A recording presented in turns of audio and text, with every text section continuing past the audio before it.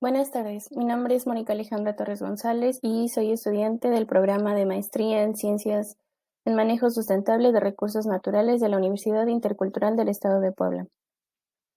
A continuación les presentaré la teoría de la soberanía de esferas y el quehacer científico desarrollada por el holandés Herman Dooyeweerd para la asignatura de investigación transdisciplinaria. El contenido de esta presentación estará dividido en 7 partes, siendo las 6 primeras correspondientes a la explicación de la teoría y la séptima a la bibliografía consultada para este trabajo.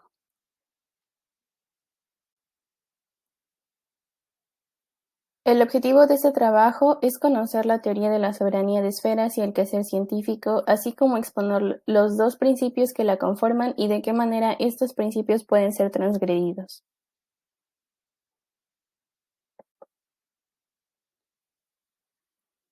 Para comenzar, es necesario entender qué son las esferas. Dentro de la teoría, las esferas se consideran vehículos para entender la realidad y cualquier quehacer humano, ámbito de la vida o disciplina del saber. Es decir, estas esferas son un medio para explicar y clasificar los fenómenos que acontecen en la realidad. Estas esferas en conjunto se llaman esferas modales. La teoría de las esferas fue concebida por el estadista holandés Abraham Kuyper y posteriormente fue desarrollada también por el holandés, en este caso filósofo, Herman Dooyeweerd. La teoría surgió a finales del siglo XIX y principios del siglo XX, cuando aún se dependía de la ideología eclesiástica, específicamente bajo la religión cristiana. Surgía entonces la explicación y comprensión científica de lo que sucedía y se iban adaptando nuevas teorías, nuevos conceptos y nuevas ideologías para poder explicarlo de una manera científica.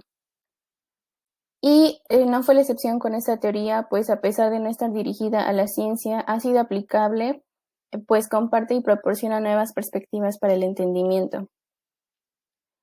La teoría de las esferas nació a partir de la tendencia del ser humano de absolutizar la vida, es decir, de no hacer distinción alguna entre las diferentes variaciones en las situaciones que acontecen día a día. El clasificar la realidad en esferas permite establecer límites entre los fenómenos y de esta manera evitar una sobreevaluación y en su lugar tener una perspectiva integral.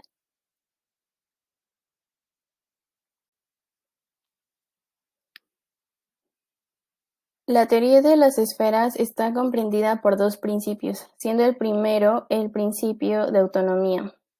Este principio indica que todas las esferas son independientes entre ellas y que cada una tiene sus propias propiedades y características. Es por ello que se utiliza la palabra soberanía, la cual hace referencia a libertad o independencia.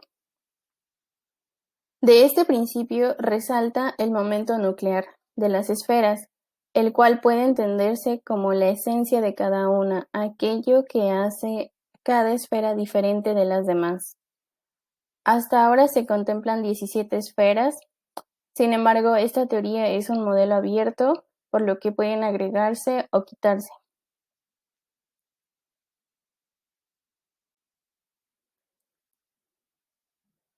Del lado izquierdo tenemos la representación gráfica de la esfera, donde la parte central es el momento nuclear, lo cual implica la esencia de la esfera.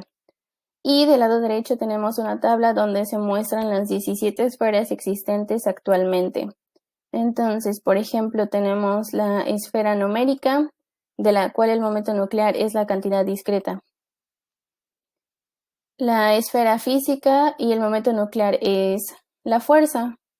La esfera biótica, de la cual su momento nuclear es la vida orgánica. La histórica, con un momento nuclear de diferenciación. La social y su momento nuclear es el roce humano, por ejemplo.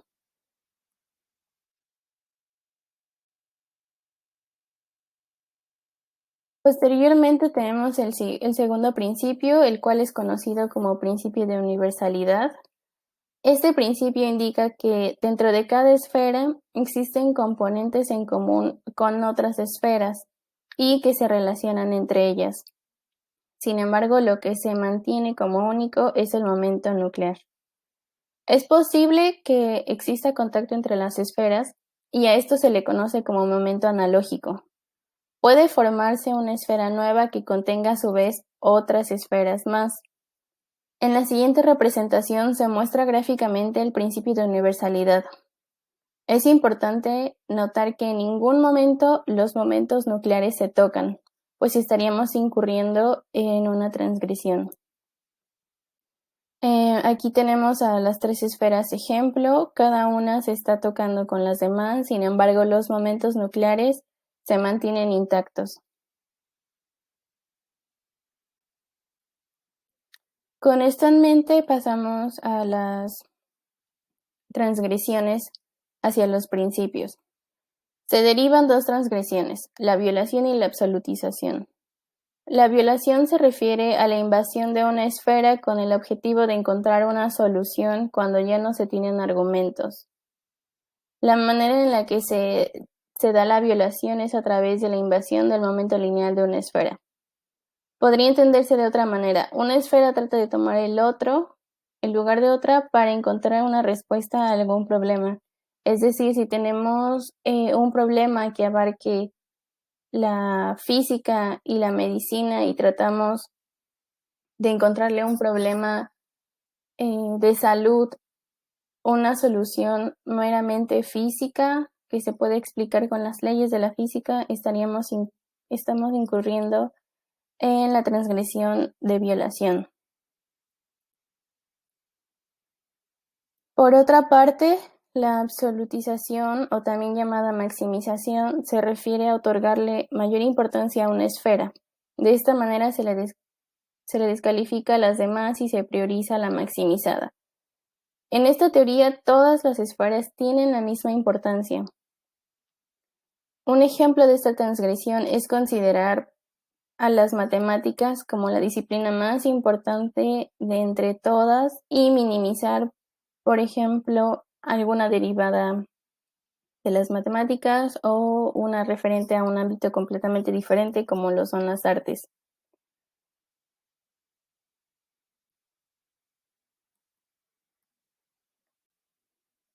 En esta diapositiva muestro la representación gráfica de ambas transgresiones. Del lado izquierdo tenemos la violación, en la cual, aunque se parece un poco al principio de universalidad, pues realmente los momentos nucleares se están tocando. Entonces, cada esfera deja de ser única y se empiezan a combinar de una manera en la que no deberían.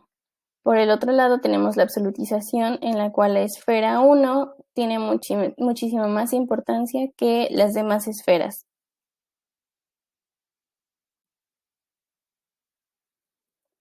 Bueno, de esta manera se genera la dependencia de una área de estudio hacia otra y se va perdiendo la soberanía y la universalidad de las esferas. A lo largo de la historia, muchos científicos y filósofos han incurrido en alguna transgresión, sobre todo en la maximización de su propia área de estudio.